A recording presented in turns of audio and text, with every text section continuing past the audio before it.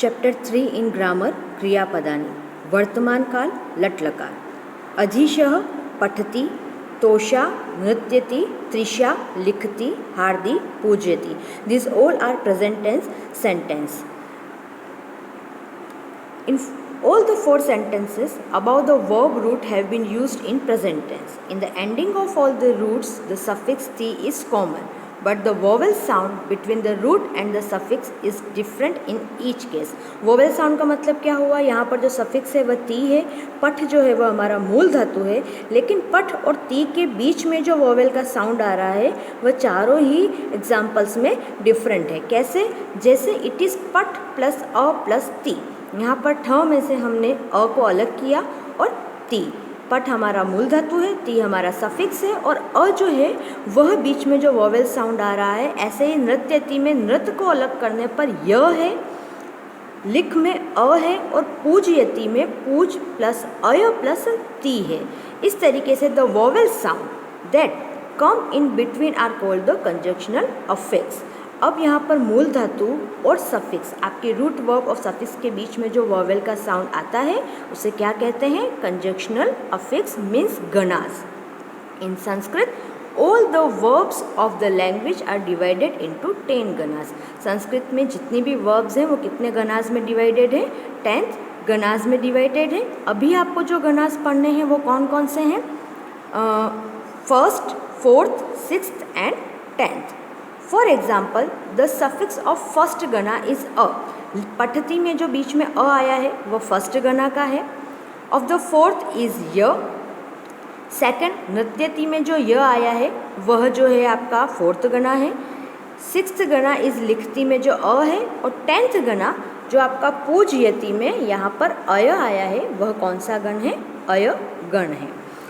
Okay, whenever you use a root as a verb you have add the correct suffix.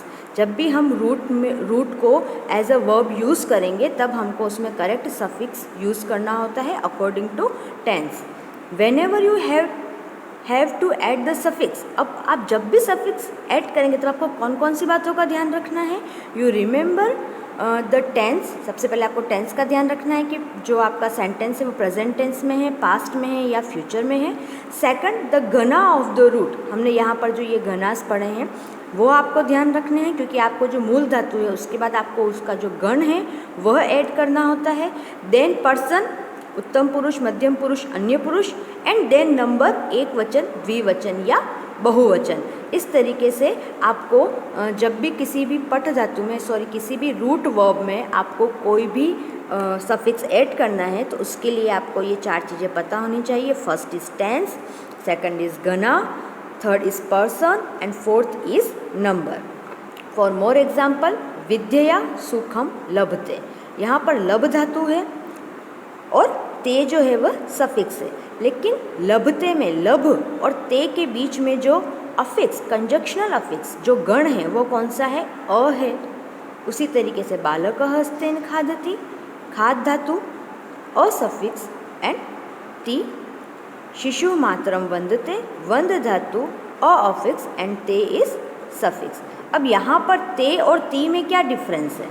The verb that have been used in all these sentences are in present tense, third person and singular. ठीक है. Moreover the roots of all the verbs belong to the first gana. ये जितनी भी हैं ये सारी कौन से गना से हैं? अ और अ फर्स्ट गना. लेकिन डिफरेंस क्या है? Affix at the end of sentence 1 and 3 is ते. फर्स्ट और 3 में कौन सा है? ते है एंड सेकंड इज ती. Remember the difference in the suffix. अब यहाँ पर जो सफिक्स में डिफरेंस है वह हमें याद रखना है. ते और ती में क्या डिफरेंस है? ते और ती में यह डिफरेंस है कि in this where the suffix is ती, जहाँ पर भी ती आता है वह रूट कौन सा होता है? परस्मयी पदा. और जहाँ पर भी ते आता है वह रूट कौन सा होता है? Atmaneyi pada. There are some verbs which can have both the parasmayi pada and the atmaneyi pada suffix. Such roots are called ubhay padi roots. ऐसे roots जो परस्मय पद में भी यूज़ होते हैं और आत्मनेय पद में भी, ऐसे सफिक्स जो दोनों में ही यूज़ होते हैं उन्हें क्या कहते हैं? उभयपदी रूट्स कहते हैं। अब आत्मनेय पदा और परस्मय पदा और आत्मनेय पदा को अच्छे से समझने के लिए आपको ये चार्ट हेल्प करेगा। सफिक्स जो वर्तमान काल में, प्रेजेंट टेंस में परस्मय पदे में यूज़ होते हैं वह है मी, वह, मह। ये हम पढ़ चुके हैं। कैसे? सी ऑन द पेज नंबर 99। पठामी, पठाव, पठाम।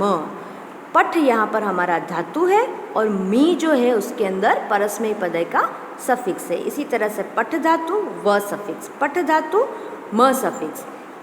इसलिए हमें अगर वर्तमान काल के सफिक्स को समझना है तो हमें सिर्फ ये चार्ट लर्न करना है। इसके आगे हम कोई भी धातु जो है वह जोड़कर और वर्तमान काल परस्मय पदा के शब्द बना सकते हैं। उसी तरीके से सफिक्स जो है वर्तमान काल में ही आत्मनेय पदा के हैं वह डिफरेंट होते हैं। कैसे होते हैं? यहाँ पर जो है वो ए, वह और मह ऐड होता है। कैसे? यहाँ पर लभ में ए की मात्रा लगी, ए को हमने अलग किया तो यहाँ पर जैसे मी है वैसे यहाँ पर ए है तो शब्द बना लभे। वैसे ही वह यूज़ हुआ, शब्द बना लभा वह। मह यूज़ हुआ, शब्द बना लभा मह। यह दोनों ही जो चार्ट हैं ये आपको आत्मनेय पदा और परस्मय पदा समझने के लिए इम्पोर्टेंट है। यह सफिक्स परस्मय पदा में होते हैं और यह सारे सफिक्स जो हैं वह आत्मनेय पदा में होते हैं। In short, for verb in the present tense there are 3 parts. कौन कौन से पार्ट होते हैं प्रेजेंट टेंस में? सबसे पहले रूट होता है, उसके बाद सफिक्स होता है और उसके बाद बेसिक सफिक्स होता है। जैसे सबसे पहले पठ होगा, फिर अ होगा और फिर ती होगा और शब्द बनेगा पठती।